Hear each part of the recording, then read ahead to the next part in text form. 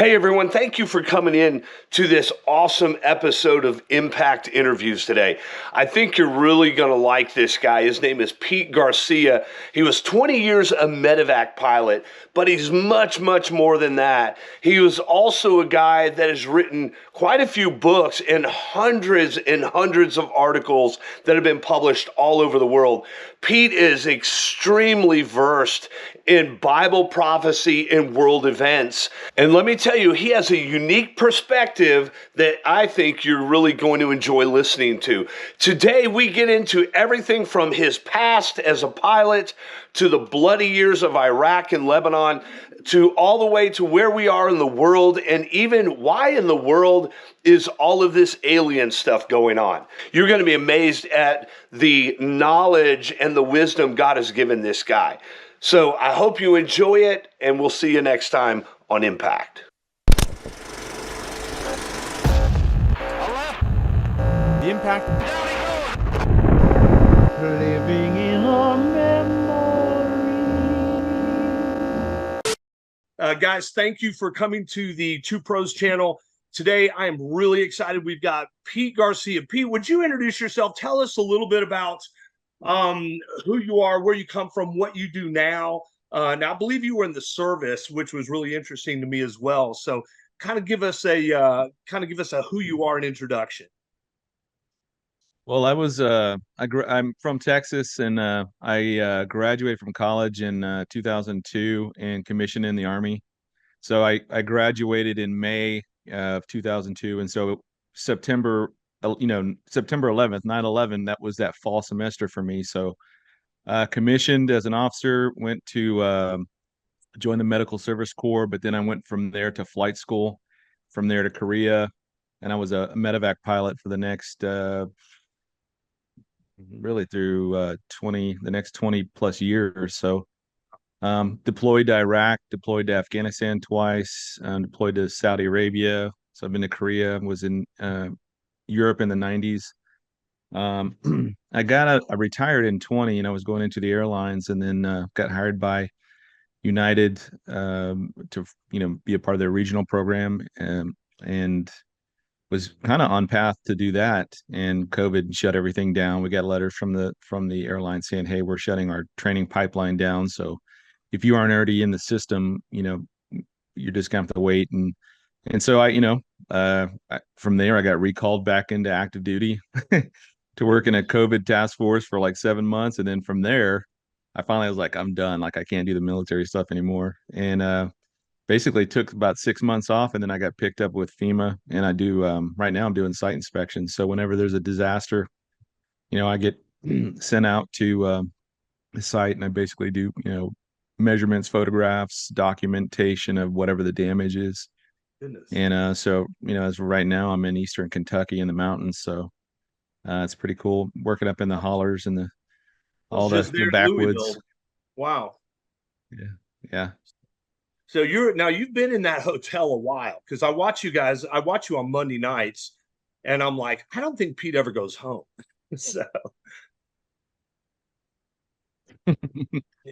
No, I've been here this is my 8th month, so I am going home at the end of this month. So finally. Wow. So you can be deployed up to a year.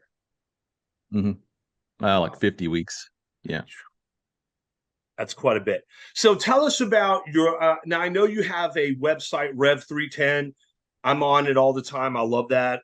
You do a lot of writing. Where did your writing career start, and kind of give us an update there? So in 2007, before 2007, I was pretty much a wayward prodigal son kind of Christian, very backslidden. I grew up in church, but I'd spent about the previous 15 years just in the world partying and doing what young single bachelors do, and having fun and traveling the world and doing all that stuff. And I had my come to Jesus moment there in the fall of 2007, and I think I told you a little bit about this before. But I spent the next I don't know, that next year I was deployed to Afghanistan. I spent that year, and then the subsequent couple of years really just investigating, getting back into the roots of my faith and what do I believe, and how do I know what I believe is correct, and It was around 2011 that I get invited to write to this website called the Omega Letter. And it was run by a guy named Jack Kinsella, and Jack Kinsella had worked, 10 plus years with Hal Lindsey, who wrote the book Late Great Planet Earth, and one of the most, I think it was a best-selling book of the 70s. And so to be invited to write, that was not anything, that wasn't in my wheelhouse. That wasn't anything I was comfortable doing. I told God, hey, use me for something. And I was going out, I joined the Gideons. I started going into prison ministry stuff, and nothing really seemed to take at the time.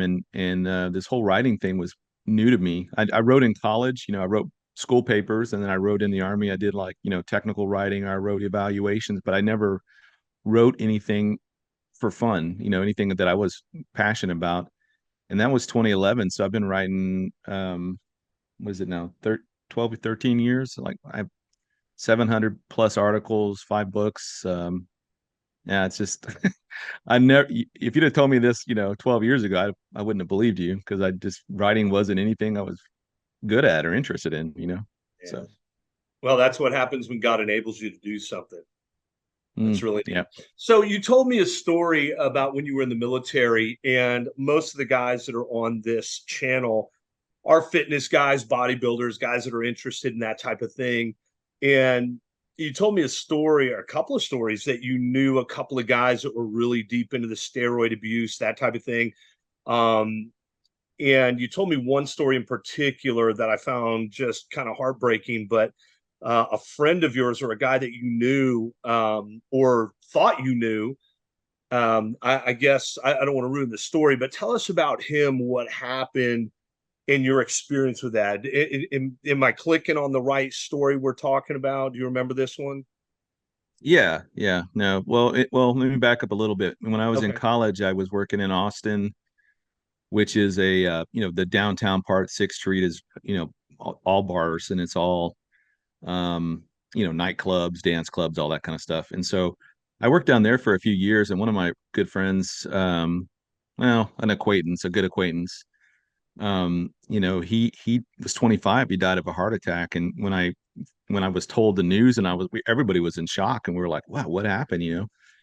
And he was using steroids. And so I don't know the kind or how much, but I knew he was, pretty big guy. And Yeah. that was the first time I'd ever been exposed to anything like that.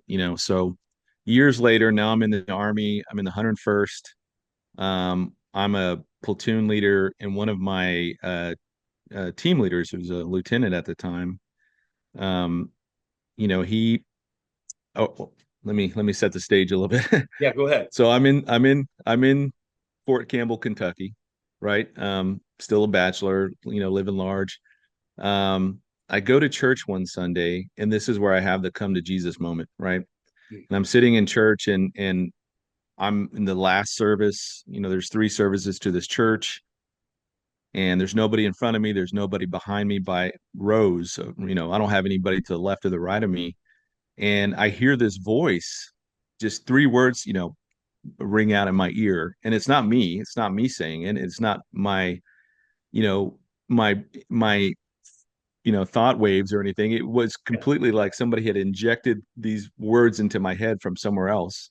Right. And I immediately was like shocked, and I was immediately sitting up, because at this point in my life, I wasn't going to church a whole lot. I was going maybe once a month, and really just to check out chicks. And it wasn't, it wasn't like, Yeah. it wasn't my priority at the time. But I felt guilty not going, so I'd go to the very bare minimum. So I went to this, and so there I am, and I hear these words, and it shocked me out of my kind of daze. I don't even know what they were talking about on the stage or anything. And so, all right, I was like, all right, God, if this is from you, have the pastor call me this week. I need to validate this, right? Because I don't know if it's God speaking to me or the devil or whoever. Right. And that guy didn't know me for Adam. Like, I mean, I could have walked right past him in Walmart, and he wouldn't know who I was, right? So sure enough, that dude calls me. So that was Sunday. He calls me Wednesday at noon. I'm on the flight line. We're, working on aircraft and stuff, and my jaw just hits the floor. I was like, man. And I told him this, and he probably thought I was a nutcase at this point, but he was inviting me to some military men's Bible study or something. I don't know. But that was how it started. And so from there, I got a school that I'm going to in Texas. And my friend, who was an amazing guy, like he was an amazing friend. He and I partied together all the time. We used to run around together. And he was, 0% body fat. I mean, the guy was just ripped and just in Yeah. phenomenal shape. You could have made a statue of this dude, and put it up in a coliseum or something, and he would have just fit right in with the rest of like the Roman gods or whatever, Yeah. And so I'm in school in San Antonio, and it's a Sunday or a Saturday night. My friend calls me. It's like 3 a.m, and I was like, man, he must have forgot that I'm here. And he's probably drunk. He's probably out partying or whatever, having a good time, and forgot I was gone. I'll call him tomorrow. And so that next day, which would have been a Sunday, um, I completely forget about the phone call. I'm over at a friend's house eating lunch, and my boss calls, my commander calls calls me from Kentucky, and he's like, "Hey, where are you?" And I'm like, "I'm eating lunch at a friend's house," and he's like, "I need you to go outside." And I was like, the first thought I had was like, "Oh man, I'm in trouble. What did I do?" Yeah. You know. Yeah. And then I started thinking, well, it's not me. I didn't do anything. What did one of my soldiers do? So I go outside, and he said, "Well, we had a death in the unit," and I was like, first of all, that's just terrible news to hear, you know, period. But my Right. first thought was like, Private so and so killed on a car accident or something to that effect. And then he said my friend's name, and he said it was him. And I was like, I mean, he had just called me the night before, and that all came rushing back to me. And and I said, "What happened? Car accident?" And he goes, "No, he took his life." And I was like, I mean, I felt like a horse kicked me in the chest, and I had no air, I had no breath in my body. I slumped back against the car, and that was the first time I'd ever felt something like that. It was it really took the air out of me.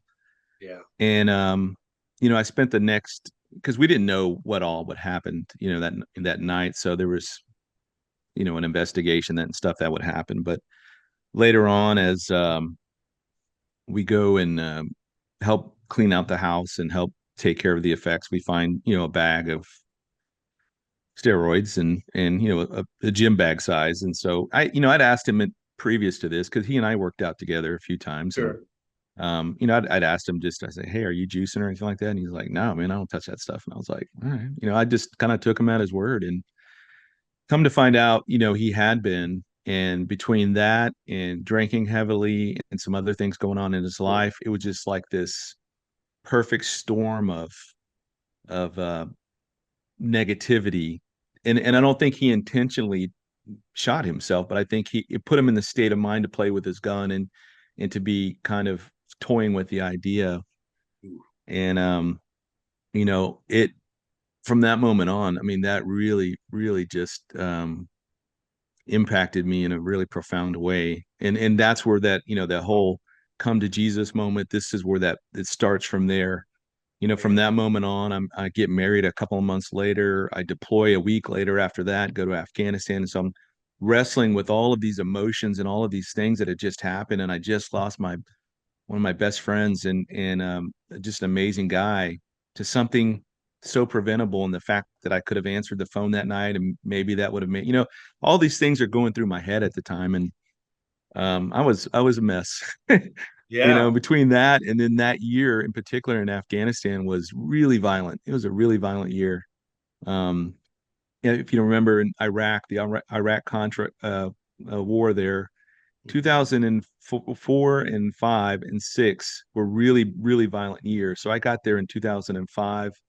And then General Petraeus at the time, they did the surge, right? They surged all these troops in there. All Right. those fighters just went and they left there and went to Afghanistan. So I go to Afghanistan a couple years later, and it's just then starting to get really, really bad there. So it was a really, really kind of So you tough were few years for medevacing me. guys out, Yeah, right? yeah, Uh, yep. were you guys shot at a lot? You know, um, I don't remember me getting shot at flying. I know we've had some guys get shot at.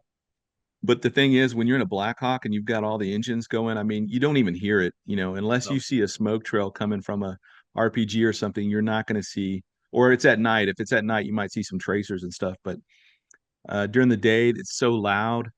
You're really not going to know until you land and you come outside and you look at your aircraft and you was like, oh, there's a bullet hole. That hole wasn't there before. So, but yeah, so Awesome. I didn't personally, but we did in our unit. We have guys get shot at. Man. Well, I wanted to kind of switch up a little bit because you write about so many things. And me, my wife, and my whole family, we all listen to your Monday nights. And I mean, we love them. And I always like your perspective on things. Most guys that are Bible prophecy guys or guys like that, it seems like most guys think along the same stream. And then I know when I listen to you, I hear things, I'm always like, wow, I didn't even think of that, And then I'm like, I don't even think anybody thought of that. Where did that even come from? So um, I really wanted to kind of move into, and you had texted me earlier about something that you were thinking about, kind of a subject matter. And I was like, man, that is really good because I wanted to go, and I still want to go a little bit into how the end times are playing into this deception with the aliens, what all of this stuff means. And I know you've written about that. You've talked about that quite a bit. And then you also said you'd like to touch on how the global elite are trying to ruin strong men. Yeah. That really piqued an interest in me. And I think that would really pique an interest in these guys as well, because I think most of these guys that watch the channel, most of them, whether they're Christian, non-Christian, they're really into the fitness, and of course that really can consume you. I, like you, I ran from God for 15 years. I was actually a pastor, had a daughter that was born sick. She was number 29 in the world with what she had. I took care of her till she died, and I became bitter and angry with God, and I was gone for 15 years.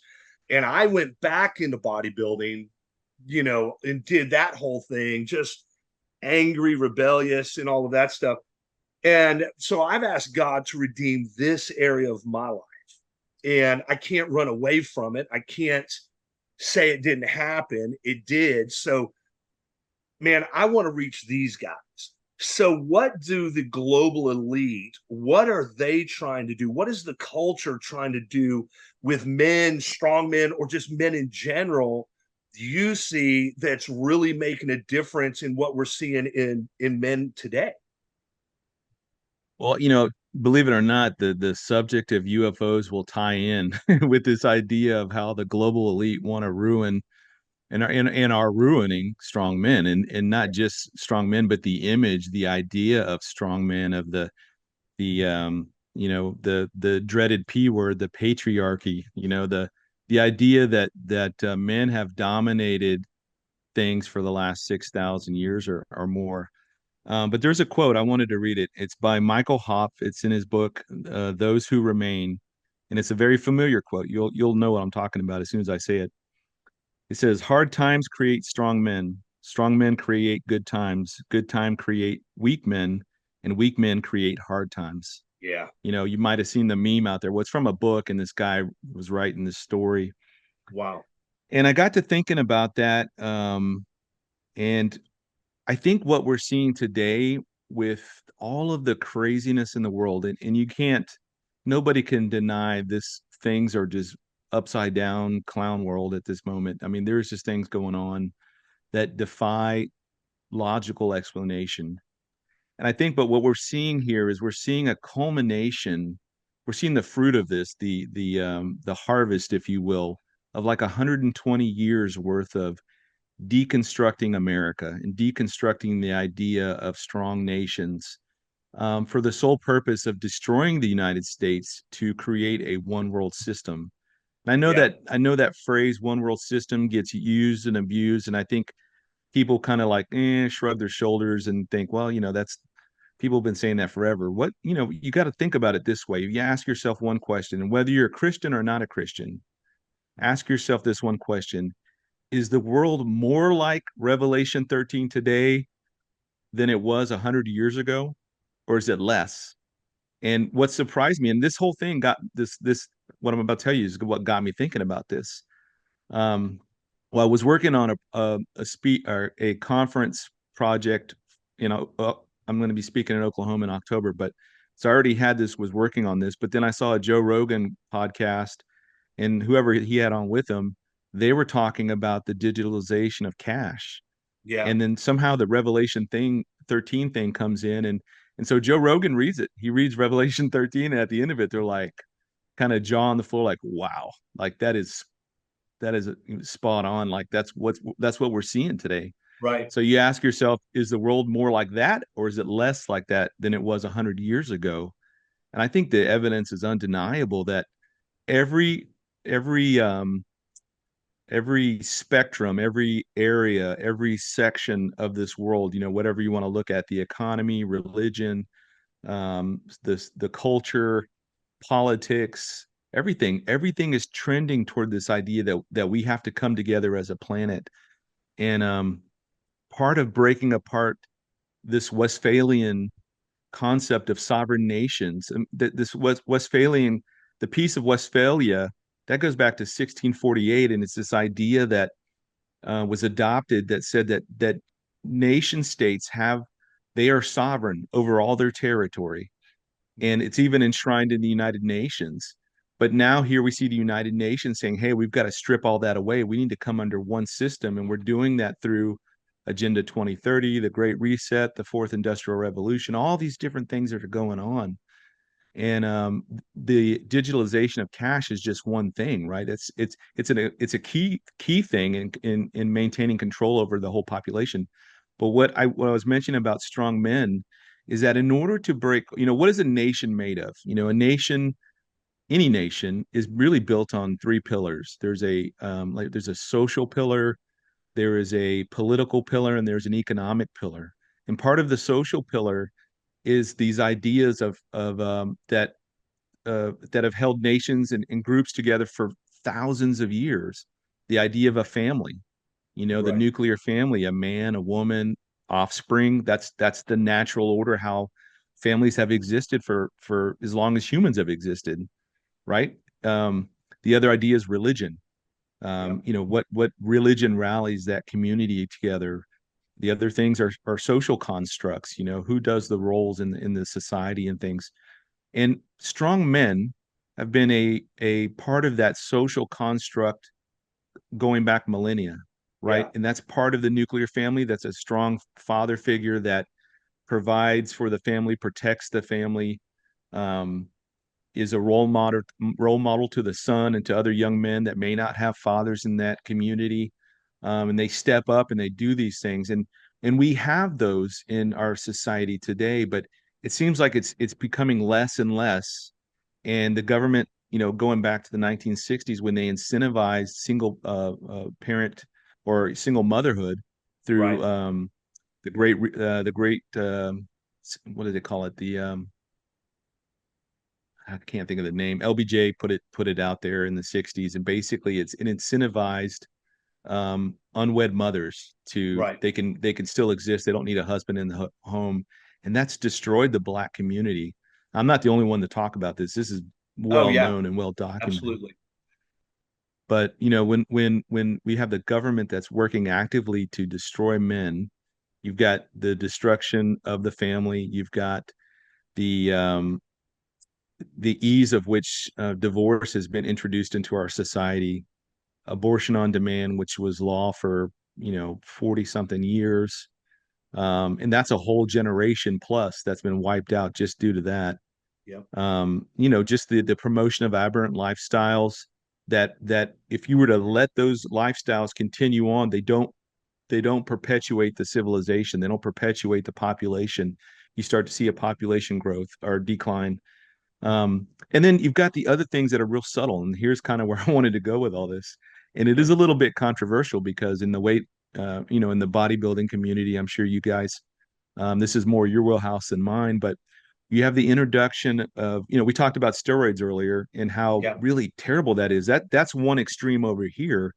But the other extreme over here is this introduction of BPA, soy, all these different chemicals that get put into into products, into food, into maybe guys are they're buying into this idea they need to drink unfermented soy milk to Ugh. clean out their colon or something, and it is raising the estrogen level in men to, I mean, Yes. like, it's, there's estrogen in food, there's estrogen in Right. all sorts of things, so you're already getting it, and men produce estrogen, but men Right. predominantly produce testosterone, Right. and women predominantly produce estrogen, and they do produce a little bit of testosterone. But it looks like, if this is testosterone and this is estrogen, and then, here's women here and they produce a little bit of testosterone and a lot of estrogen, and men over here produce a little bit of estrogen and a lot of testosterone. It's like they're trying to reverse the roles in those things, Oh, like they're trying absolutely. to Yeah. feminize or emasculate men. And we see it in the culture, we see it in movies, Even in Indiana Jones college, 5. I mean, they teach courses on, on not being a man, what do they call it? Toxic masculinity. Yeah. And I'm like, really, you cannot be a man anymore. And Mhm. now a man is not somebody that can lift a lot of weight or weighs 300 pounds. I mean, the mentality that bodybuilders have, is a lot of times, especially, I think the bigger I am, the more man I am. That's actually the opposite, I think, in a lot of ways, because it doesn't take a man to stuff yourself full of drugs, to look like a gorilla. I mean, that's not a man. I mean, if you look, men, especially in the bodybuilding community, you see the divorce rate is so high, promiscuity is unbelievable. These guys have testosterone levels that are 3 to 10 times what they're supposed to be, and they can't contain their sexual urges. And they may have a wife that's beautiful, but they're out there cheating and messing around like crazy. That's not a real man. A real Yeah. man is somebody that can love one woman and protect her and protect his family, and you just don't see that nowadays, not just in the bodybuilding community, you just don't see it anywhere. Yeah. And that's really disturbing to me. Yeah. The role of father, the role of men, strong men, has been, like you said, it's just been castigated to toxic masculinity, and even fitness now, working out, is being castigated It's as racist. racist. Yeah. Like, and this is where I go back to this idea that What? things don't make any sense anymore. It is No. absolutely clown world.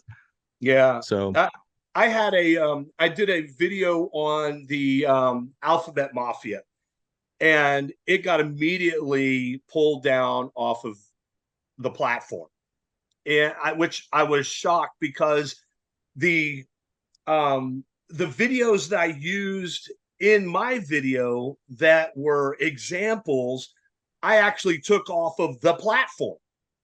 I got them from there, and yet my video got pulled off. And I was just amazed, because I was talking about a lot about how the roles are just so reversed now, and men are just not men anymore. As a matter of fact, I was just reading of a guy in Canada who transitioned, actually had all the surgeries, and is now seeking to be euthanized up there, because he lives in so much pain from the waist down, because he had a vagina built, and he's just in pain all the time. Well, what do we expect? That's not God's design. So when we pervert everything, and we're in complete upside down world, or clown world, I love that. What do we expect? Romans 1, 2, and 3 says, that kind of thinking is reprobate. Tell us what that is. Well, when Romans 1, what it talks about is a form of judgment that especially the last half of that chapter, and it's called the wrath of abandonment, when God gives a nation over to their base desires, and he lets them run with those things, and you'll see how destructive they become. But it's a slippery slope of just continued degradation and perversion down to this point. of where ultimately they're just fit for destruction at the last stage. And the thing is, the worst part of it is when they have their conscience seared to the point where they will never accept God. You know, I our God is a loving God, and he can rescue the druggie in the alley that's laying on his back, about to overdose, and he cries out for salvation. God will save that guy. God will save anybody that calls out to him. But there is a point where a person will reject God and continue to shake their fist at God until a point where God says, "Okay, I'm going to respect your wishes, and I'm going to let you do what you want to do, and you're going to catch the natural repercussions or the wages for that," right? The wages of sin is death. So when you reconstruct the body that God gave you, and you replace parts out of it. I heard another story of this, and it was heartbreaking, of this guy that transitioned. Just absolutely heartbreaking, because you can't just chop things off, put a hole there, and think that it's going to feel and function like the way Right. a woman has. It's not going to work. But the worst part of it is, there are those people that are struggling with this, and I believe this is a form of demonic attacks on spiritual warfare on people. Yeah. And you gotta remember, and this is how I function. I don't see those people as the enemy. I see those people as No. prisoners oppressed by these spiritual wickedness in high places. Right. And we were under that same Right weight there. ourselves, and thankfully Yes. God rescued us out of that, and we share the gospel to help bring light to those people. But the um the thing is, with the point of getting so far gone or so far down a particular path that you can't come back from, is probably the most frightening judgment I can think of. Where God, it's like Pharaoh, Pharaoh in the Moses. And every time that Moses goes to Pharaoh and said, "Hey, let my people go," and Pharaoh's like, "Yeah, man, let's do it." And then he changes his mind. He does this like 10 times. And Yeah. finally, Pharaoh's just mind is seared. He's like, "No." And that's when the last plague comes. And that's kind of an Old Testament foreshadowing of what's happening in the world. And we see that happen to cultures. We see that happen to individuals. But I think right now, with the nation we're seeing now, and the fruits of it, what I was mentioning earlier, is we're seeing this 100+ year attempt to destroy the United States by destroying us politically, economically, and socially, in order to bring us down, bring our sovereignty down, to get rid of the Constitution and bring us in line with what will be ultimately the final world government that the Yeah. Bible talks about in the Let me last ask you days. something. Let's assume guys don't know what is in Revelation 13. What are we looking at in the culture now that makes you believe we're in line with Revelation 13? Well, the Bible mentions predominantly five major nations, five major empires from the time of, and this is really in dealing with the nation of Israel. There was Babylon, there was Persia, there was the Greeks, the Romans, and then the Romans kind of branched into the legs, the statue that Daniel saw, or that Nebuchadnezzar saw in Daniel chapter 2, and then the feet of iron mixed with miry clay. And so we are in the stage, we're in like the feet right now. Right. And so you're talking about going back from the 5th century BC or the 6th century BC all the way until today. We've seen the world play out exactly like this. And so the Roman Empire, was this final government that Daniel saw, or was interpreting this dream that he saw in the legs. And that extension would go out to the very last kingdom. The last kingdom would be in referencing to the statue, it's these 2 feet with the 10 toes, right? So that is the baseline for what the Bible says is going to happen in the last days. We see other pictures later on in Daniel 7 and 8 where Nebuchadnezzar, who was this Babylonian king, he had this dream and he saw this multi-metallic statue, and it represented all these kingdoms that would come in order. Well, when God shows that to Daniel, he shows it to him as wild animals. And they weren't just animals, they were like chimeras. They were beasts Right. that had different kinds of body parts on it, and said, from man's perspective, it was this amazing, just awesome multi-metallic statue that stood really tall and was just, we would look at it and be like, wow, that's amazing. But from God's perspective, these are just wild beasts, basically monsters, right? That would trample everything and destroy everything. Well, Revelation 13 is that you see that imagery coming back, right? Revelation, the book of Revelation, uses a lot of imagery and symbolism, but that symbolism isn't arbitrary. It's not just random things. It's things that are found in other parts of the Bible, and this Right. is found in Daniel. So John is seeing this vision, and he's standing on the shore, and he sees this beast coming out of the ocean, and this beast has 7 heads and 10 horns and 10 crowns, right? Well, the ocean, in the reference to Bible prophecy, or in regards to Bible prophecy, speaks about the nations of the world, just the Right. collective body of nations and peoples. And that definition is given to us in Revelation 17. It tells us that's what it means.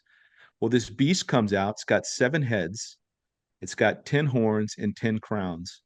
Well, the heads speak to authorities, and the crowns speak to rulership, and then as well as the crowns being the individuals. So it seems like the world breaks apart. We don't know exactly how this is going to look, but it looks like the world's going to break apart into 10 regions. And then those regions, 3 of those regions will be taken over by one guy. And then once he gets those 3, he'll take over the rest. And he'll have somebody along with him. His counterpart will be called the false prophet. And between those 2 guys, they will control all the buying and selling in the world. And they will impose a one world religion where everybody has to worship this guy. And all of that is encapsulated into this biometric technology that gets put into the hand or to the forehead. And the numbers therein, the numbers, the code of it or whatever is that 666. And it's Right. the number of this guy's name, and it's his number, whatever that means. And we're not entirely sure what that means just yet. But we're the only generation in human history that's ever had the capability to even do that. No other generation, Hitler at his height of power could not Yeah. conquer the entire world. No. Napoleon, Genghis Khan, the Romans, you go all the way back to every major empire that's ever existed. There's only one that I can think of at the very beginning that was even remotely close to what will be here at the end, and that was the Tower of Babel under Nimrod, right? And at the time, everybody lived in this one little section, so it was easy Right. from him to control everything. But ultimately, it's going to culminate in this one world system, and we're the only generation that's had the technology to do that. And now, when we're looking at a day and age where the United States is seriously considering getting rid of its paper money, it's cash money, the dollar, which is dominated for the last, at least in our country, 240 years, is Right. the main form of currency. Now we're saying, hey, we want to go to a digital system, and we have the technology to do it now. And the main thing that the biggest problem everybody has with this is that once you go to a digital system, it basically becomes a surveillance currency. You will not be able to buy anything. I don't care if it's a stick of gum or go to a yard sale or whatever. You have to pay with this system, right? And Yeah. the government will be able to monitor every single purchase you make, and they can begin to curtail your buying and spending habits, or even how they pay you, if they don't think that you meet their political quote. You're not up to their political standard. You're not towing the line with whatever messaging they want you to do. So you think about the last couple of years, and I won't say what it was, but we all know what the medical thing was, that if you didn't have this, you couldn't go to work, you couldn't go into certain stores or restaurants. It wasn't so bad in Texas, but in other states, I hear it was really bad. Right. But even in my job, there was a lot of pressure for me to take it, and I said, no, I'm not going to take it, and here's why: XYZ. And I said, if I have to quit, I will. I don't want to, but if that's what it comes down to, I'm quitting. Right? I'm Right. not going to stay here and do that.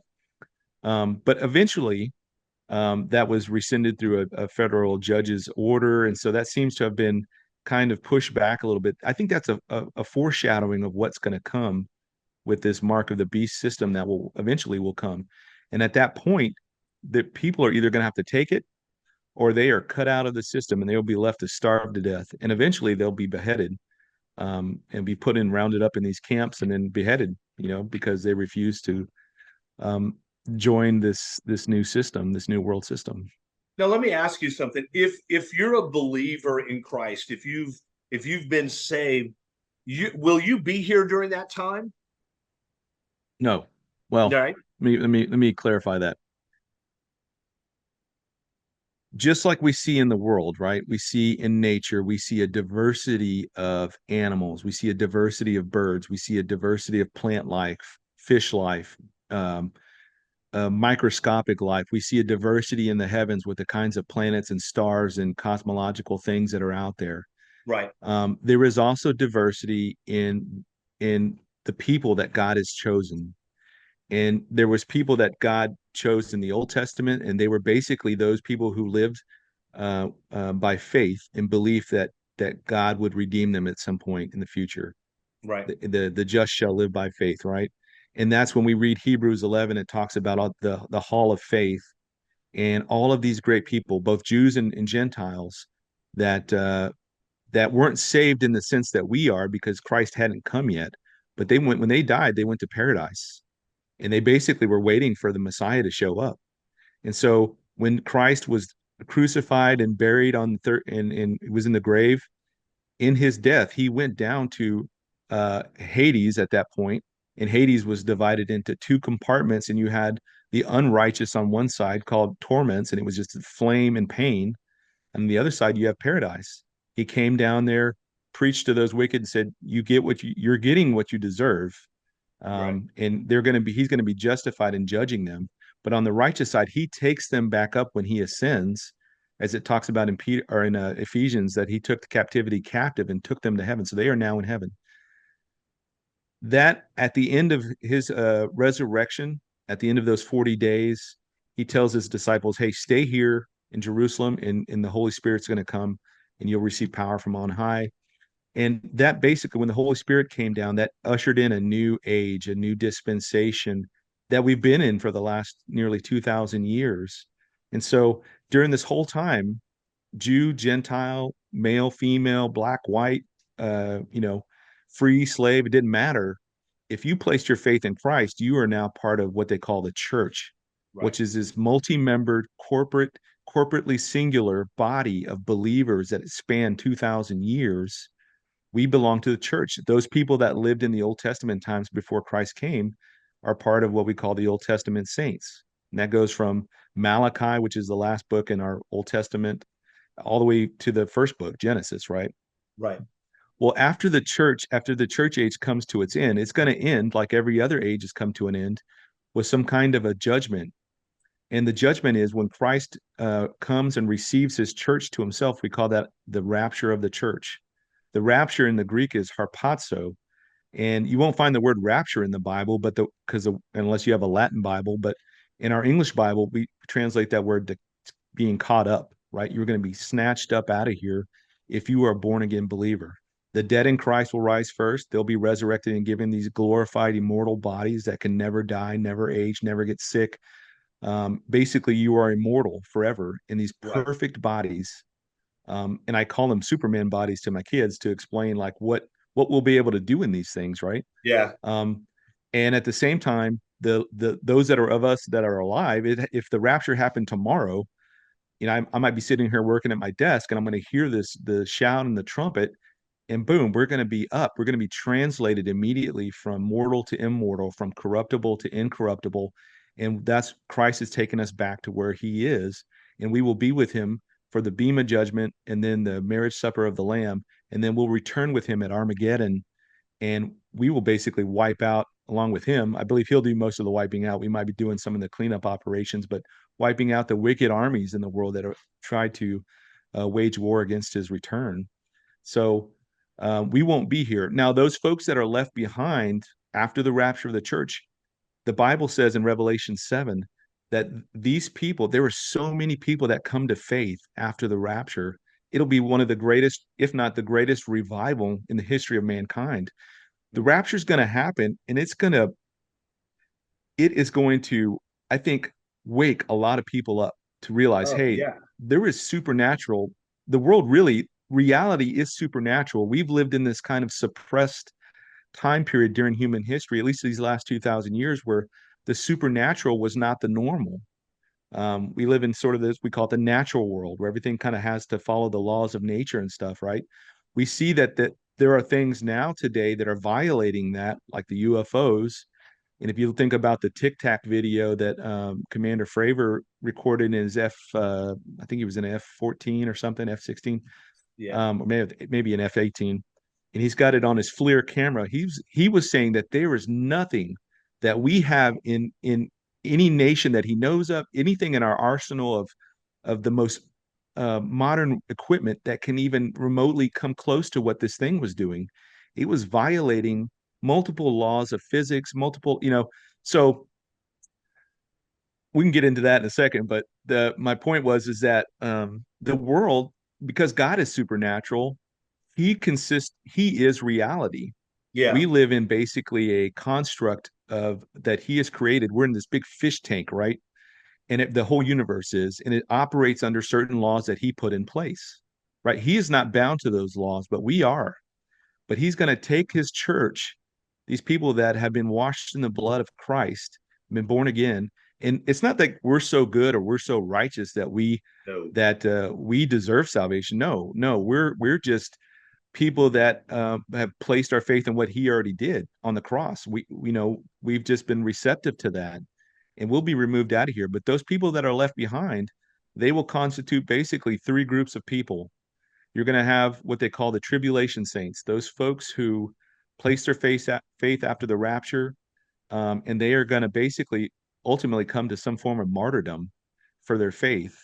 And better that though than to take the mark of the beast and be damned forever. Because if you take that mark, you've just signed up to spend an eternity in the lake of fire, right? But if you place your faith in Christ and you fight and you run and you survive, and make it to the end, you can enter into the millennial kingdom in your physical form, and you'll live for hundreds of years, even to the end of that millennium, which is that's a whole nother thing. But then you'll have the Jews, right? So the when I mention the word tribulation, that's a word that's thrown around a lot. It's not technically the most technical word we can describe what's coming, but it's the 70th week of Daniel, which is there was 7 years, so it's a week of years, and it's the 70th week, right?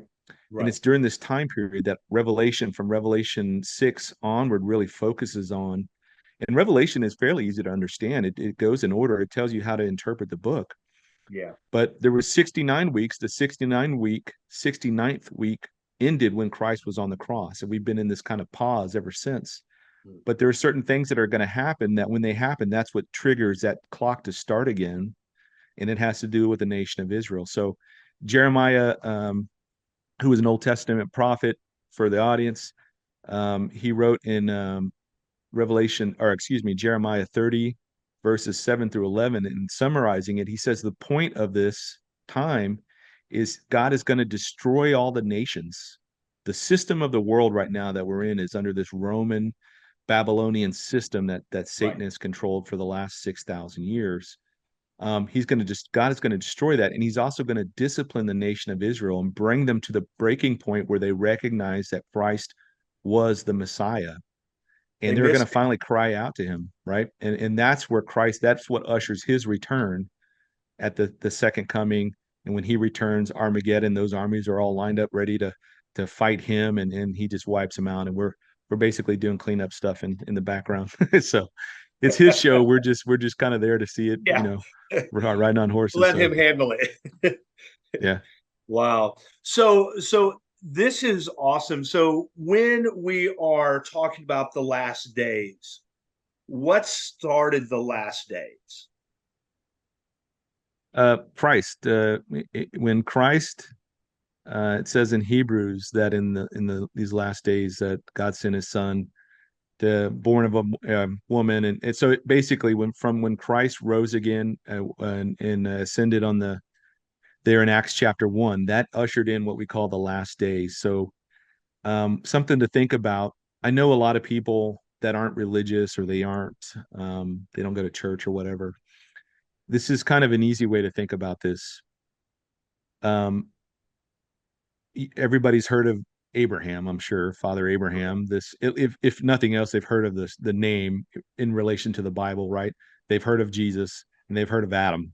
right? Those are three of the most popular names that even non-church people would understand or know. Right. From Adam to Abraham was 2,000 years. There was a 2,000 year time span between Adam and Abraham. Right. And from Abraham to Jesus, there was 2,000 years. And we are at the end of that 2,000, or excuse me, from Abraham to Adam. I'm all twisted now. Adam to Abraham, 2,000 years. From Abraham Right. to Jesus, 2,000 years.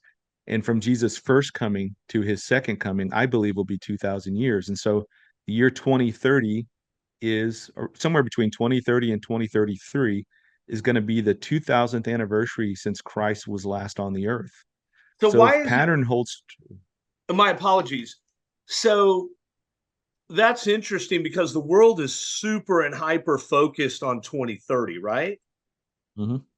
That can't be a coincidence.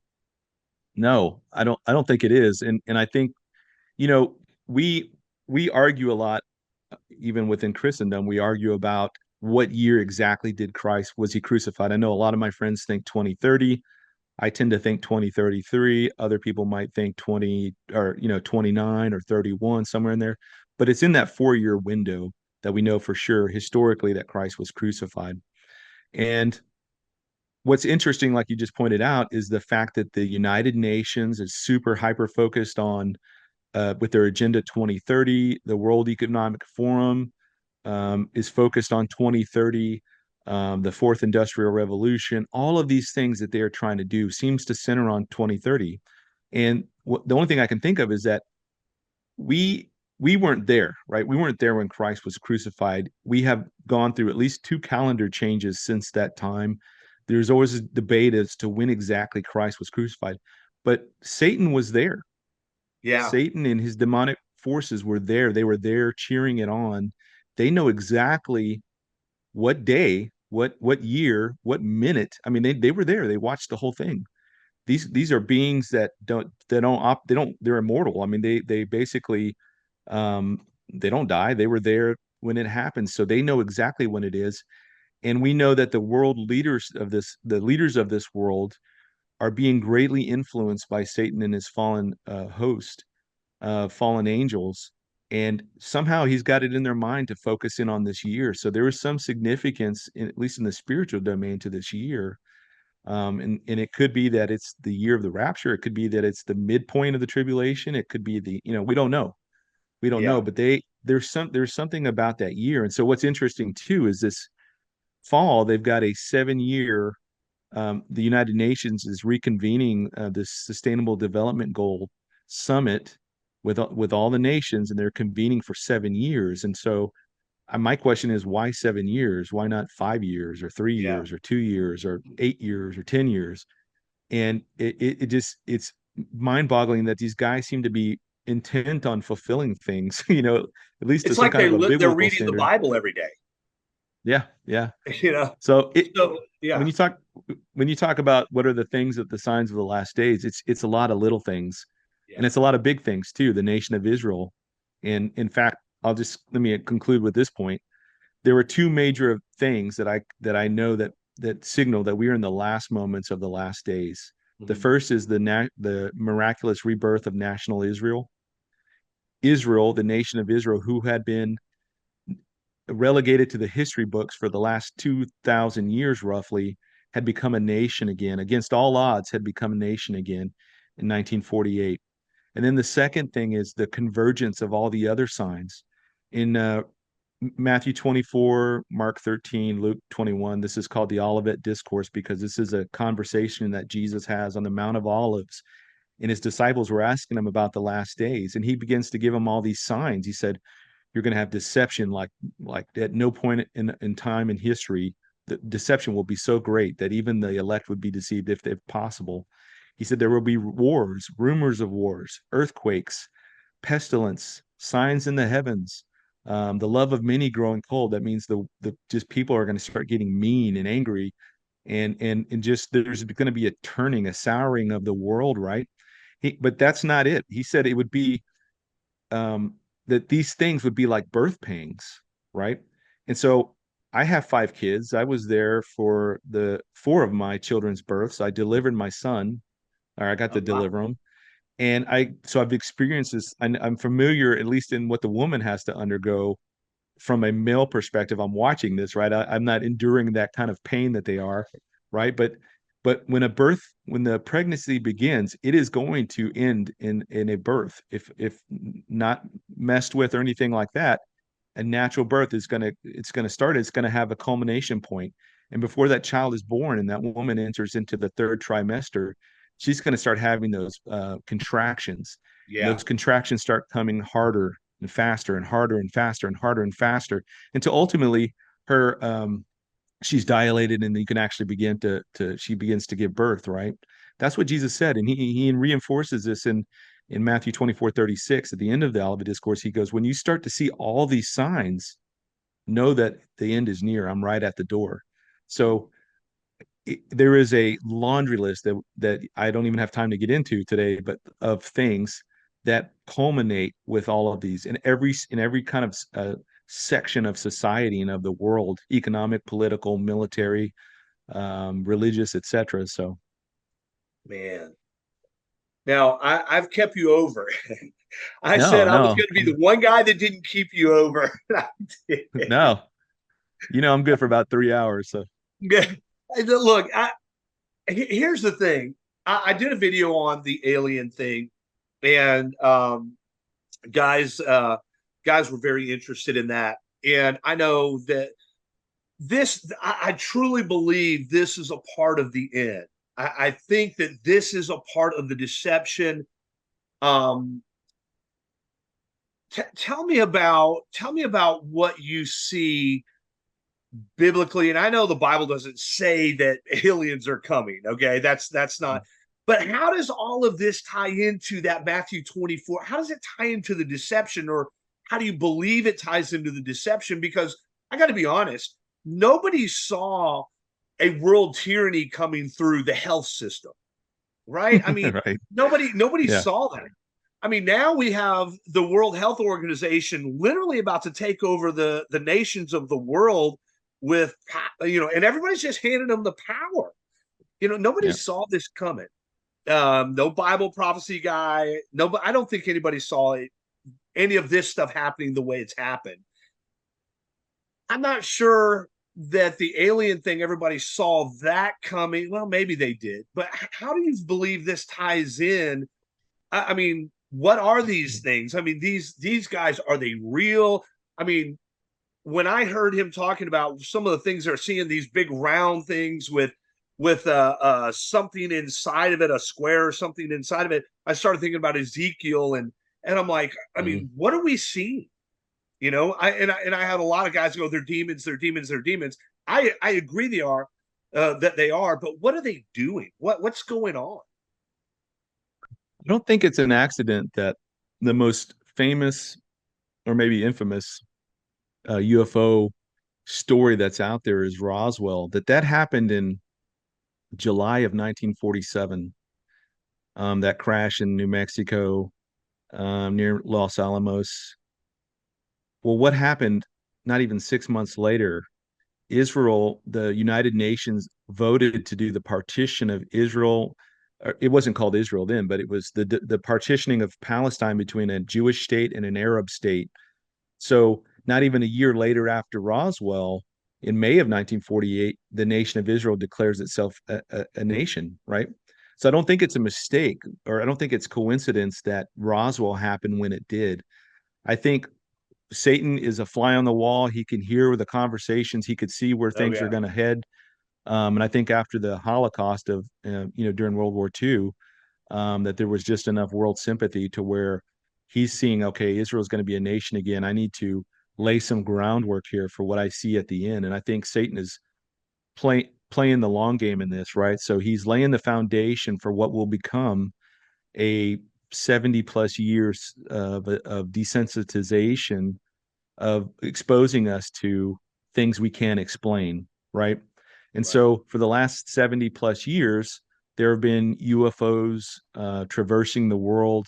We had Project Blue Book, Blue Book, that was meant to go out and discredit all these things. But eventually, the one thing that people have said for the last, I don't know, since at least the 1960s, is that the United States will never admit that there was alien life or that they have alien technology that they're And controlling now it. look. And so yeah, and so now it's what we call this disclosure, where it's irrefutable evidence that, and you've got such credible eyewitnesses that are coming forward that people can't ignore it anymore. So Right. I think part of this is going to be play into the deception, and I see it playing out one of two ways. One, if the rapture is such that you and I are sitting here and it happens, and all that's left is a smoking pile of clothes, um, the UFO phenomena, I think the skies will be littered with UFOs, and then the narrative that the world's going to try and push is that, oh, this was UFOs took all these people. Right. The second scenario is that if we are translated in a twinkling of an eye, so we're sitting here, and boom, all of a sudden we're in our glorified bodies. We hear the trumpet, the shout, and all that, and we get transformed, and people around us see this, and then see us get snatched up. Um, it's going to be harder to refute the rapture. So, in the Bible, if you think about every scenario where somebody is caught up, whether it's Christ when he ascends in Acts chapter 1, or the two witnesses that get raptured up in Revelation 11, or Elijah when he gets carried away in this chariots of fire, he gets caught up or whatever. People were there, people saw it with their own eyes, and so they were eyewitnesses to these events. So it depends on how this plays out exactly, but I think Satan is playing the odds on this, and if we do just disappear, then he can immediately send these, I believe, to be fallen angels to go litter the skies with this technology. And then people are just going to try and, people that aren't familiar with the rapture begin to correlate the UFOs appearing and all these people disappearing, right? So I know that I make the distinction between a demon and a fallen angel, in the sense that a demon, I think, is a disembodied spirit of the Nephilim that were on the earth before the flood. The flood wipes all the Nephilim out, but their spirits don't have anywhere to go because they're not fully angel and they're not fully man. So they're always Okay. looking for things What? to inhabit. Yeah. Tell them what a Nephilim is. Oh, sorry. Oh, that's great. No, I mean, this Yeah. is awesome. Yeah. In Genesis 6, Moses wrote the first 5 books of the Bible, so he's writing the account of creation of humanity. And in Genesis 6, he talks about the condition of the world at that time. So Genesis 6 is about 1650 years into, or 1600 and about 1550 years into creation at this point. Adam had already died. They're about 9 generations in, and the world's population is somewhere in the neighborhood of somewhere between 5 billion and 18 billion. And the reason Billion? that numbers are so big, huh? Billion with a B. Bi- Billion. yeah, billion. Okay. Yeah, because at this time, when you read Genesis, people were living for centuries, Yeah. hundreds and hundreds of years. So think about how many kids you could have and how many kids they could have, and so on and so forth. So there's a huge population in the world, and the world was incredibly wicked and given over to violence and to everything. And so what we read in Genesis 6, chapter 6, verses 1 through 4, is that God is making this comment that there were giants in the world in those days, and that they were the offspring, that these fallen angels, these angels that when they fell, rebelled against God with Lucifer, Satan, they came down to earth. Some of them came to earth, and they began to impregnate women. And they began to, because angels can manifest into physical bodies. Okay. So they began to impregnate women in the hopes of corrupting mankind so that a Messiah couldn't come. Well, how did they know about a Messiah? Well, the only information, at least that's recorded in scripture that we have, is Genesis 3:15. You have Adam and Eve in the garden. Everything's Yep. perfect. They don't have any sin. They're in a state of innocence. And Satan comes down in the form of the serpent, or this reptile dragon kind of thing. And he seduces Eve into eating from this tree that God said don't eat from. That was the only rule they had. Do not eat from this one tree, because when you do, it's going to ruin everything. But he convinces her to do it, because if she does it, she'll become like God. So she does it, and then she gives it to Adam, and Adam ate willfully from it because now he knows his wife is corrupted. And I don't know his motivations, but he wasn't taken by surprise when this happened. He did this willfully. He willfully sinned. Right. And so God is judging the three of them. The serpent, who is now possessed, Satan is possessing this body of the serpent, Eve and Adam. He judges Adam, he judges Eve, and then he tells the serpent, who is Satan, he goes, out of the seed of woman is going to come one, and you're going to bruise his heel, and he's going to crush your head, meaning he's going to destroy you. So somebody from the race of man is going to come from these humans, and he's going to destroy you. So what does Satan spend the next 1600 years doing? He begins to try to corrupt mankind genetically so that a Messiah could not come. That's the only logical thing that could make sense. Right. And we see that when angels, these fallen angels, were having sex with human women, their offsprings were Nephilim. They were giants. They were. When we think about Greek mythology or Roman mythology, all the mythologies and mythos from all the different cultures in the pagan world, those all are rooted in some kind of truth, and that truth is what the world was like prior to the flood. So God wipes out that world, and he saves Noah and his three sons, Noah and his wife and his three sons and their wives. And that's where the world repopulates from. But Nephilim aren't fully human. They aren't fully man. They have some kind of a spirit, but they can't go anywhere just yet. And so they are always looking to possess bodies. Fallen angels, on the other hand, um, these say full-blooded, but these full-blown fallen angels, they can manifest, they can look whatever they want. They don't have to possess people. Right. In fact, we look at Satan. Satan only possessed one person according to scripture, and that man was Judas Iscariot, who betrayed Christ. And he's only going to possess one other guy into the future, and that will be ultimately be the Antichrist. So he's only done it. It'll only be twice that he does it. You got to think about an angel, how powerful these things are. Um, it, just thinking about all the different eyewitness accounts, people that have said they've seen him, and so on and so forth. Angels are very big. I mean, they're like 9-10 feet tall, extremely powerful. Like Superman couldn't even touch these guys. Like they would destroy Superman in a heartbeat. Yeah. And demons or fallen angels are just like that, except they're wicked and they're evil and they're violent and they hate humans. They hate us and they want to destroy us, and they will use whatever means possible. So in this age that we live in now, this dispensation, since the last 2,000 years, the Holy Spirit has been acting. Part of his ministry has been to restrain wickedness in the world. And I know we look at the world today and we think about how evil things are. You hear about a story about a guy killing his family, then shooting himself, or there's any number of things we could point to. But if the restrainer wasn't here, it would be a nightmare. It would be hell on earth the whole time. And it will so be. once the rapture happens, that restrainer is removed, and then it will become hell on earth. Yeah. So it will have a great revival, but it's going to cost those people their lives. And we see that number. John sees that number of those dead tribulation saints under the altar in heaven. And he says, he couldn't count it. It was the number of every tribe and tongue and nation and people. And it was an innumerable number. So it's got to be some fantastic number that we can't even fathom right now. Man, that's I tell you, it's a lot. Yeah, that's awesome. So now we've got this. So what are we seeing? And my question is this, and I've gotten this question a lot. Guys are asking me, if these are demons and they found ships, why have they found ships? And if they're demons or they're spirits, what are these things, the pilots, the dead things that they're finding?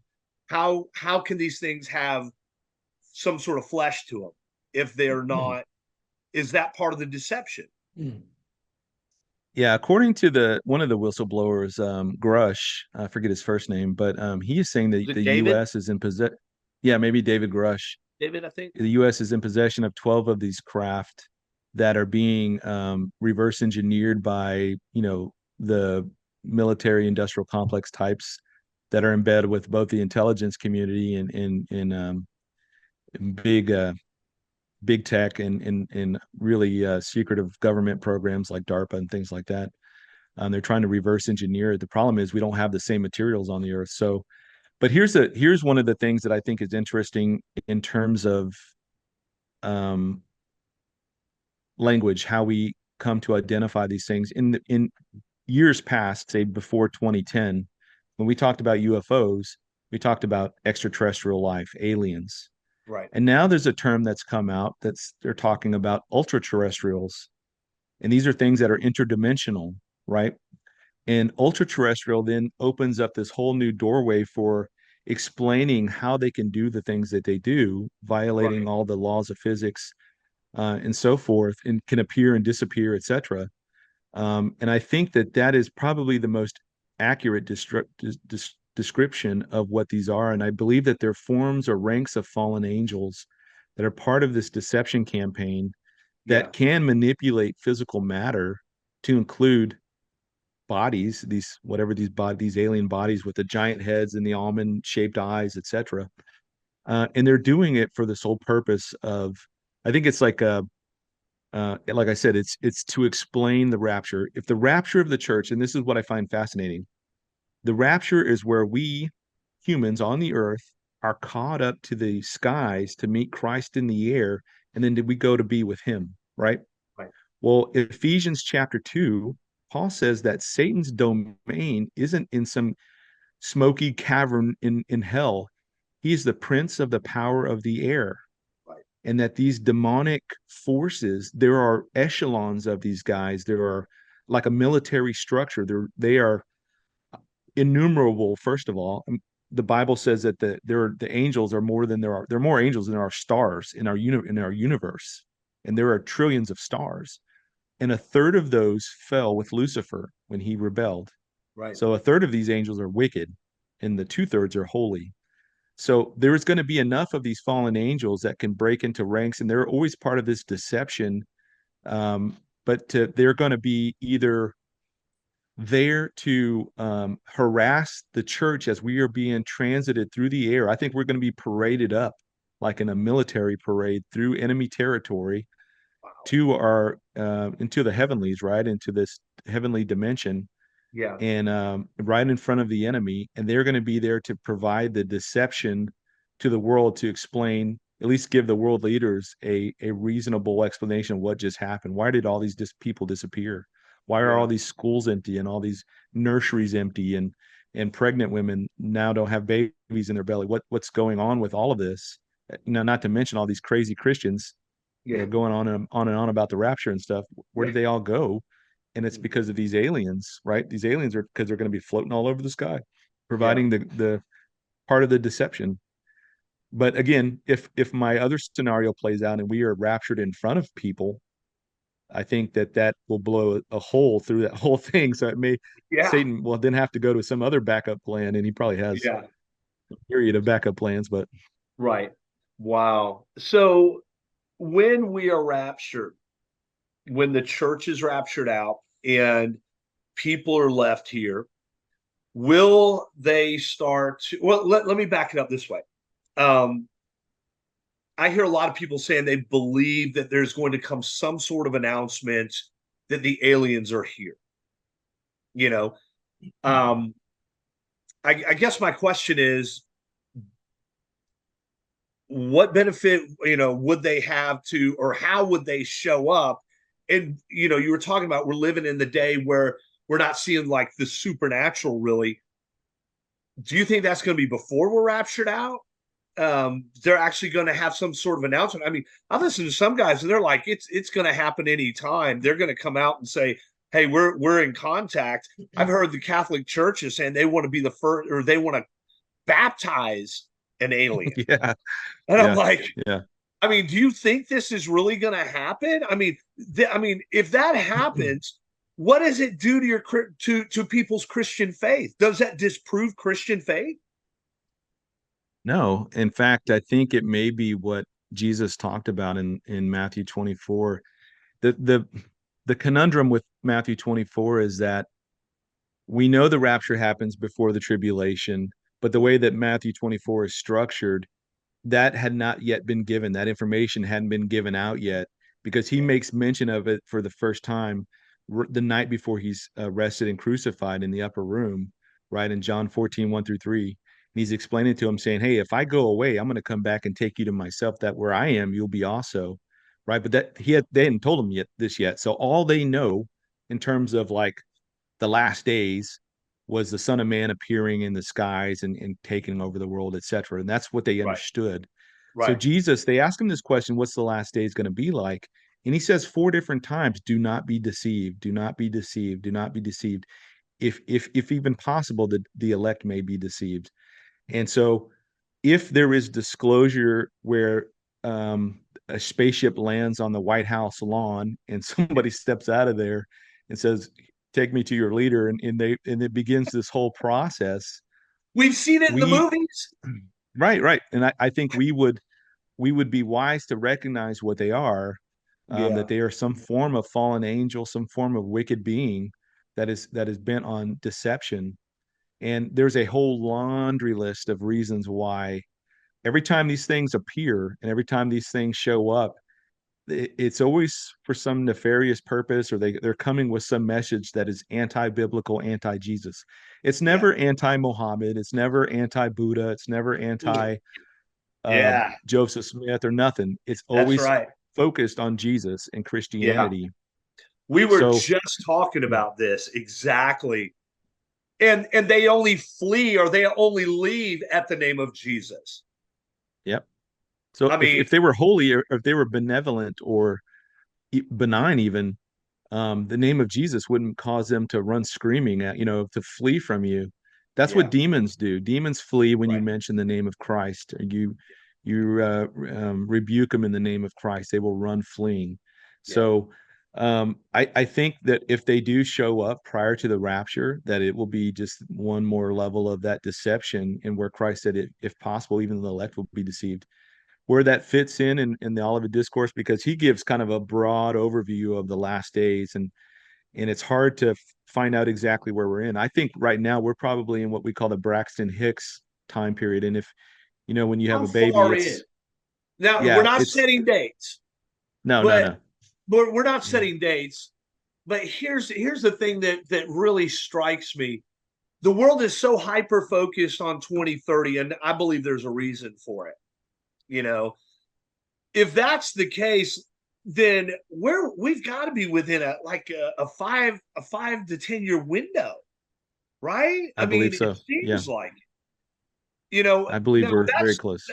yeah, that's not to give everybody the idea that, oh man, I got 10 years to play around and then I'll get saved. Or it's not also to give Christians the idea that, well, I got to sell everything I have, and get ready because we still have to occupy till he comes. Yep. So where do you think we are? Well, Tyler and I did a video. If you're familiar with Generation Oh yeah, 2434, we did a video called The Final Four, and yeah, we watch and those. based on just some reasonable deduction. And as I mentioned on Monday night, the Bible gives a great outline. It gives a great outline for how things are going to happen. There are the points, the little bullet points and the sub points in there, that there's a lot of things we don't see coming, and we're trying to wrap our minds around, like 2020. That caught Right. most people by surprise. I mean, I can't think of anybody that said, oh, this is going to happen. So with that said, um, I think that we're probably in about a 4-year window at this time.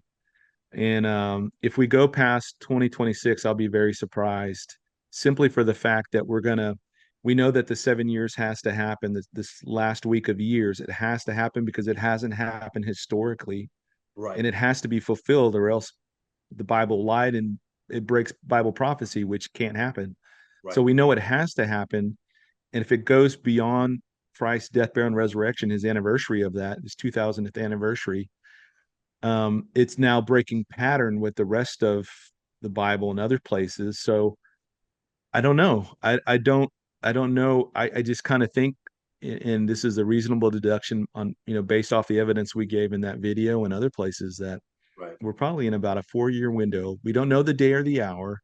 Right. And we have to juxtapose that idea. We can't know the day or the hour with the other passages in the Bible that says you're going to know the The season season.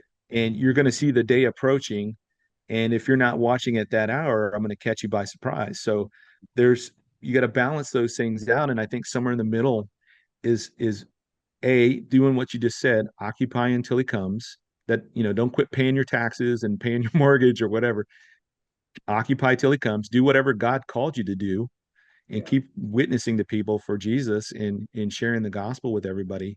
And three, just keep a steady eye on the sky and always have that expectation in your heart that it could be any moment. And I think regardless, we're very, very, very close. And I've always held to this time period of the mid 20s.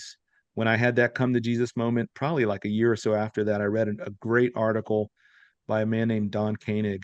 And he went through like every prophecy, every theory, everything. And he put it on this like table. And then he did all the math on there. And he's like, okay, here's everybody's ideas. And if you take everybody's ideas and then you do the whole, you add it all up and you do the average and all that kind of stuff. Right. He goes, the Christ's second coming, not his rapture, his second coming should be sometime in the mid 2030s. So we know that you have to go back 7 years from that moment. So it led me to believe the mid 20s. So it's like somewhere in the mid to late 2020s. And this was 2000. I think he wrote it in 2007. I read it in 2009. And it was incredibly disheartening to read that in 2009 because that Lord. just the 2020 seems so long away. It seems so far away. And here But we now are. here we are. Yeah. I know. And so I just turned 57, and I was sitting there when I turned 57. I was like, how did I get here? I mean, it's like when you're in high school, and you're sitting there day after day after day, and you're looking at the clock thinking this day's never going to get over with. Then you're looking at this month is never going to get over with. Then you look at this year is never going to get over with. And before you know it, you're in college. And before you know it, you're 57 years old. And you're like, how did I get here? Yeah. What would you say to guys who are caught up in this lifestyle? What would you say to those guys who have that I'm my own God mentality? My body's so strong, I'm whatever, nothing can touch me. In the light of everything we talked about, what would you say to those guys?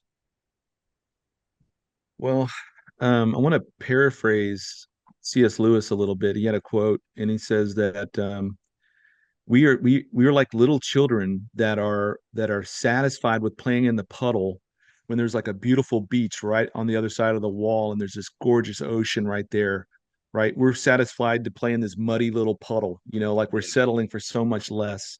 And I don't care who you are, how strong you are, what your body fat is, what your girlfriend looks like, or your car. It can't even hold a candle to what we're going to go into here. When we get raptured and we're given these glorified immortal bodies, First John 3, I'm paraphrasing this as well, but he says that when this happens, we're going to be like Christ was after his crucifixion or after his resurrection. Right. We're not going to be him, but we're going to be like that, have those same type of capabilities. And what could Jesus do after his resurrection? Well, he could appear and disappear. He could travel at the speed of thought. He could walk through walls and then sit down in a chair. So he can manipulate physical matter, but he wasn't constrained by physical matter. Right. He could eat. He ate like 5 times after, after his resurrection. So eating is not going to be an issue. So you're going to be immortal. Nothing will ever hurt you, break you.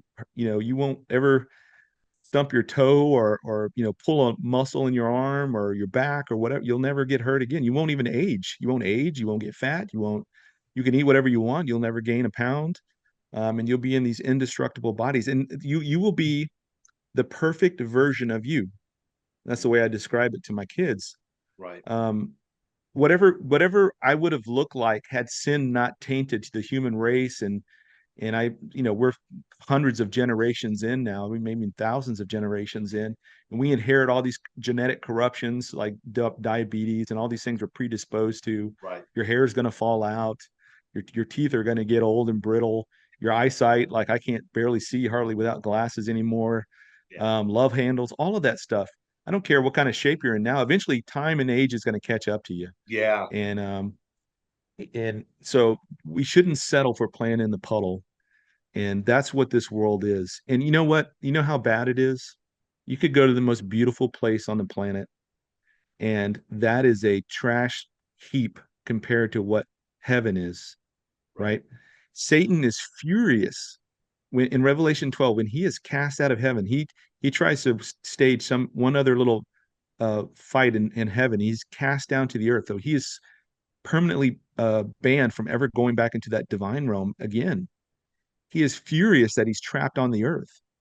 Furious because this place is a trash heap compared to where he came from Right. and where heaven is. And so this world, I think if people settle for the best that this life can get now, apart from Christ, this is the closest to heaven you'll ever get. As crappy as this world is, this is as close to heaven you'll ever get. And if you are a believer in Christ, this is as close to hell as you'll ever get. You Yeah. know, and however good or bad your life is here, that's as close to hell you'll ever be. So Right. I would say that we should stop selling ourselves so short and focus on the things that matter. Christ said in the gospel, he said, don't build your treasures here on the earth where moth and thieves, moth will destroy it and thieves will steal it and so on and so forth. He goes, build in heaven where you'll have it forever, you Right. know? And I think people get this misconception that heaven's going to be boring, that it's just going to be one long church service and that we can't eat. We're just going to be playing harps all day, sitting on a cloud. That is not what heaven is, folks. No. Heaven, first of all, you're in a mortal glorified body. You're perfect, Yeah. and you're like Superman, better than Superman.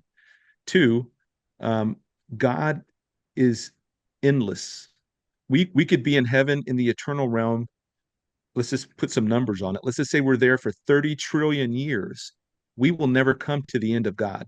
We will never not be amazed at what he can do, Yeah. you know, and we'll be able to eat in heaven. We'll be able to eat meat, Yeah. somebody, a friend of mine, Lee Brainerd, came and was talking about this and why this is an important concept. There's no such thing as eternal veganism, right? Right. Um, and somebody said, well, how are you going to kill if there's no death? How are you going to kill a cow to make a steak? And I'm like, God spoke the universe into existence with just his mind, his thoughts. He Yeah. could he can make a steak appear, just out of nothing. The most delicious steak you ever had. Maybe it's a 94-ounce steak, and you'll be able to eat it and not gain a pound, right? It'll be the best steak Yeah. you've ever had. You'll be able to eat. You'll be able to travel. God is a creator God, and he loves to create, and he loves diversity, and he loves to explore and expand. And whatever your passions are here on the earth, he's going to amplify that to the nth degree as long as those things are wholly and in line with, if your passion is killing small puppies, you're not going to be able to do that. But like if your passion is building things, right, or climbing or exploring Right. or Yeah. building things or writing or whatever it is that it is, Yeah. you will have your heart's intent to do those things. Man. Man, that's good. Man. So I've kept you a long time. So tell me, how do these guys get in on this? Well, it's easy. How do you get in on heaven? How do you get in on it, man? Is it by being good? I mean, how do you get in on this? No. In fact, there's nothing in and of ourselves that we can do to get this. We can't be good enough. We can't give enough money to the church. We can't join enough church committees or donate enough clothes to the poor or work enough soup lines or anything to earn salvation. In Romans 3:23, it says, "For all have sinned and fallen short of the glory of God." We all have fallen short. And that word sin means to miss the mark. And so if I'm an archer, right, and I'm pulling my bow back and I shoot and I miss the mark, well, that's what sin is. We've missed it. In fact, the very best that we can do is filthy rags in God's eyes in terms of our works. What can we give a God that can speak anything into existence? What can we give him? The Yeah. only thing that he ever wanted from us was our love. He wants us, he wants to be reconnected with us. And because he is holy beyond our even understanding of holy, and we are fallen and sinful down here, there was there was a gap between us that couldn't be crossed. And so what Christ did, or what God did, was that he provided himself a sacrifice through his son, who became a man, subjected himself to the limits of a man, and lived on this world. Remember, I mentioned earlier, compared to the divine world, this is a trash heap. Right. And he allowed his creation to kill him. And he came here knowing that that was going to happen. And in Hebrews, I think it's Hebrews 11 or 12, it says that for the joy set before him, he endured it. He knew that at the end of this, what it would reap would be that he would be reunited with his creation, and we would become sons and daughters to him forever, right? And that we came to him of our own accord because we love him and we love what he's done for us. God is here, we're here, and we're destined to hell. We're already on this highway to hell, and there's no stopping it. The brakes are out, and we're about to hit the cliff. Everybody's on that way, and if God did nothing, we would just go there, right? Because that hell was created for the devil and his angels, and we're going to have to go where they go. But he intervened, and he jumped in the way, and he said, no, here's a way out. Come to me, and here's the way. You believe on what my son did, and if you believe on him and you believe on his finished work on the cross, you will be saved. Period. You can't climb Mount Everest. If salvation were dependent upon us climbing on our hands and knees to the very top of Mount Everest, maybe 0.0001% of humanity would have ever made it, right? Right. 99.9999% of the humanity would not have been able to do it, and we'd just be doomed to hell. But he made salvation such that anybody, a child, an adult, somebody on their deathbed, anybody could place their faith in what Jesus did. They just got to cry out to him, just like the thief on the cross who was already about to die. He looks over at Christ and he said, Lord, remember me this day when you enter into your kingdom. And Jesus said, today you'll be with me in paradise. Right. Wow. There was no preconditions. There wasn't, oh, well, you need to get down from the cross first, go get yourself baptized, go get a haircut, go do a bunch of good works. No, today the you will be with rules. me in paradise. Yeah. So you admit you're a sinner, you acknowledge that you can't save yourself. You believe on the Lord Jesus Christ and his finished work on the cross. You call upon his name for salvation. In Romans 10:9-13 says you will be saved. Right. Not you might, not just you could possibly. He says you shall be saved. And it's that easy. And when that happens, what God does, even as a bonus, as like an added bonus, he seals you from the inside out with his Holy Spirit until the day of redemption, until this day of rapture. And then when Christ returns, it's like a giant magnet, right? You put a magnet over a table and it has a bunch of plastic and a bunch of glass, and you put some nails and metal and stuff scattered in there. The magnet's going to draw up like material. It's going to draw up anything that's metal that will come up and be, because that's what it's attracted to, right? Right. That's like us. He's going to come down to the sky, and everybody that's connected to him through salvation, we are going to be yanked out of here. So awesome. Well, Pete, man, that is awesome. I hope anybody that hears that will today call upon the name of the Lord and be saved. I know, man, I did a long time ago. Don't do what I did. Don't do what Pete did. Don't run from God. If you have been saved, sell out now, man. I mean, you don't have much time as far as I'm concerned. And even if there's 100 years before Jesus comes back, I have gotten to where I don't want to meet the Lord having been in rebellion, man. I want to hear whatever time I have left. I want to hear, well done, thou good and faithful servant. So amen. that's Yeah. what this channel's about. And Pete, man, I'd love to have you back, man. I mean, this is so I would good. love to come back. Terrible. Yeah. I feel terrible. But for me, dude, I'm not trying to reach the church people. I've had a lot of criticism, I've had a lot of criticism from church people for the channel. And I tell them, I've said, you guys don't understand. Paul said, I become all things to all men so that I might by all means win some. This is what I did. I'm no longer doing that. I'm no longer involved in that. I'm no longer in that world, but I'm trying to ask God to redeem that world to him. I mean, those guys need to be saved. Those people, those girls, nobody's reaching these guys. And these guys have such a God mentality. It's really unreal because it's such a godless I hate to even call it a sport because it's subjective, but man, I just have a burden for these guys, and most of them won't talk to me anymore.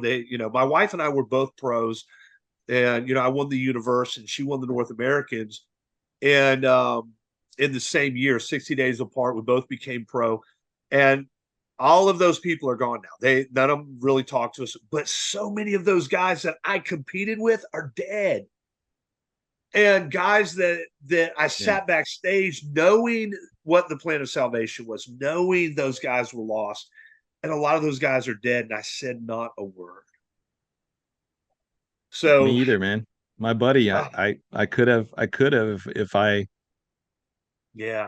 was in rebellion, I was that was just something I didn't care about at the time, and now I look back on it and I think, man, a huge regret, and I don't want people to live with that kind of regret. So take advantage of the time that you have. Even if the Lord, let's just say the Lord doesn't come back for 100 years, you don't know if you'll die tomorrow. You could get in a car accident tomorrow, like heart attack, a giant rock could fall on your head. You never know. You never know what's going to happen tomorrow. We're not guaranteed our next breath, much less our next day. So today is the day of salvation. Yeah, in this sport, and I'm just wrapping it up, in this sport, some fitness influencer dies young. It seems like about every day or every other week or something. It's just had some guy out in Germany, some big fitness influencer died at the age of 30. Dude, I'm talking about in the prime of your life, you're going off into eternity and you have no clue what's going to happen. That's scary. That is scary. So I know when I got right with the Lord in 2019, I asked God for 15 years because I ran from God for 15. And now if God gives me 15, that's great. If God gives me more than that, that's great too.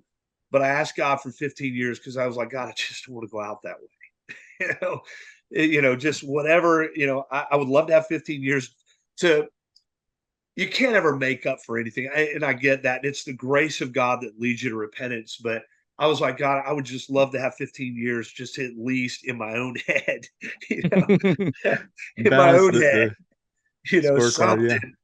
Yeah. So, hey, thank you again for coming. Like I said, love to have you on.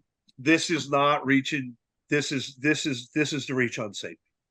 And I love your story. Fine. I would like to actually go into, at some point, kind of go into your story a little more and, kind of what brought you back, where were you? How did you get saved? What brought you back to the Lord? Because I find that interesting. I know in my own head, when I came back to the Lord, I had that struggle with, was I even saved or not? And I think there's so many guys that have contacted me and said, Jeff, I got saved back here. I sincerely asked the Lord, but I've been running for all this time. I don't even know if I'm saved now. I would love to answer those guys too. Yeah. I think that's a huge thing. Love to come back. So whenever you want to have me back, I'll come back on.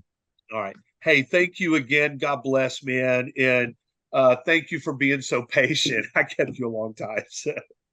No, it's fine. All right, Pete. Thanks again. All right. God bless. All right. God bless you. Bye-bye.